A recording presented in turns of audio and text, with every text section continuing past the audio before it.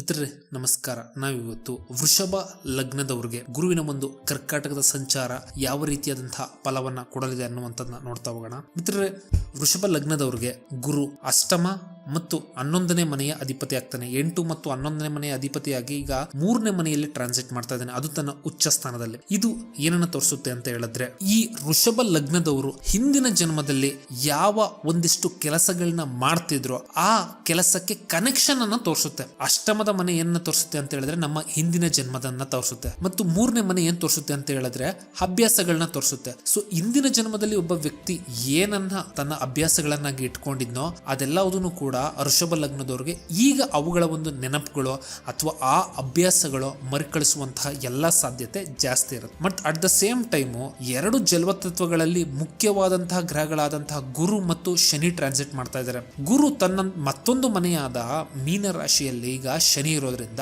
ಶನಿನು activation ಗೆ ತರ್ತಾ ಇದ್ದಾನೆ. ಶನಿ ವೃಷಭ ಲಗ್ನದವ್ರಿಗೆ 9 ಮತ್ತು 10ನೇ ಅಧಿಪತಿಯಾಗಿ 11ನೇ ಮನೆಯಲ್ಲಿ ಅದ್ಭುತವಾಗಿ ಕುಳಿತುಕೊಂಡಿದ್ದಾನೆ. ಸೊ ಇದು ಏನನ್ನು ತೋರಿಸುತ್ತೆ ಅಂತ ಹೇಳಿದ್ರೆ, ವೃಷಭ ಲಗ್ನದವರು ತಮ್ಮ ಅಭ್ಯಾಸಗಳೇನಿದಾವೆ ಅಥವಾ ಹಾಬಿಗಳೇನಿದಾವೆ ಇವುಗಳನ್ನ ಬಳಸ್ಕೊಂಡು ತಮ್ಮ ಒಂದು ಅರ್ನಿಂಗ್ ಕೆಪಾಸಿಟಿಯನ್ನ ಜಾಸ್ತಿ ಮಾಡ್ಕೋಬಹುದು. ಹಾಗಂತ ಹೇಳಿದ್ರೆ ತಮ್ಮ ಇಂದಿನ ಜನ್ಮದ ಇಂದ ಬಂದಂತಹ ಕೆಲವೊಂದಿಷ್ಟು ಅಭ್ಯಾಸಗಳು ಅಥವಾ ಅವುಗಳ ನೆನಪು ಅವರಿಗೆ ಮರುಕಳಿಸಿ, ಅಥವಾ ಈ ಜನ್ಮದಲ್ಲೇ ಅವರು ಕೆಲವೊಂದಿಷ್ಟು ಅಭ್ಯಾಸಗಳನ್ನ ಮಾಡ್ಕೊಂಡಿತ್ತು ಅಂತ ಹೇಳಿದ್ರೆ ಈ ಹಾಬಿಗಳನ್ನ ಅವರು ದುಡ್ಡಾಗಿ ಕನ್ವರ್ಟ್ ಮಾಡ್ಕೋಬಹುದು. ಒಂದು ಉದಾಹರಣೆ ಕೊಡ್ಬೇಕಂತ ಹೇಳಿದ್ರೆ, ನಿಮ್ಗೆ ಜ್ಯೋತಿಷನೇ ಗೊತ್ತಿತ್ತು ಅಂತ ಇಟ್ಕೊಳ್ಳಿ, ನೀವೀಗ ಪ್ರೊಫೆಷನಲ್ ಕನ್ಸಲ್ಟೆಂಟ್ ಆಸ್ಟ್ರಾಲಜರ್ ಆಗಿ ಬದಲಾಗಿ ಅದರಿಂದ ದುಡ್ಡು ಮಾಡಬಹುದು. ಅಥವಾ ಏನು ಡಿಸೈನಿಂಗ್ ಸ್ಕಿಲ್ ಅಥವಾ ಪೇಂಟಿಂಗ್ ಸ್ಕಿಲ್ ಗುರು 3ನೇ ಮನೆಯಲ್ಲಿ ಇತ್ತು ಅಂತ ಹೇಳಿದ್ರೆ ಏನ್ ತೋರಿಸುತ್ತೆ ಅಂತ ಹೇಳಿದ್ರೆ ಟೀಚಿಂಗ್ ಅನ್ನ ತೋರಿಸುತ್ತೆ. ಸೊ ಯಾರಿಗೋ ನಾಲೆಡ್ಜ್ ಇದೆ ಬಟ್ ಟೀಚಿಂಗ್ ಫೀಲ್ಡ್ ಅಲ್ಲಿ ಅವರು ಇಲ್ಲ, ಹೌಸ್ ವೈಫ್ ಆಗಿರ್ಬೋದು ಅಥವಾ ಬೇರೆ ಏನೋ ಕೆಲಸದಲ್ಲಿ ಇರ್ಬೋದು.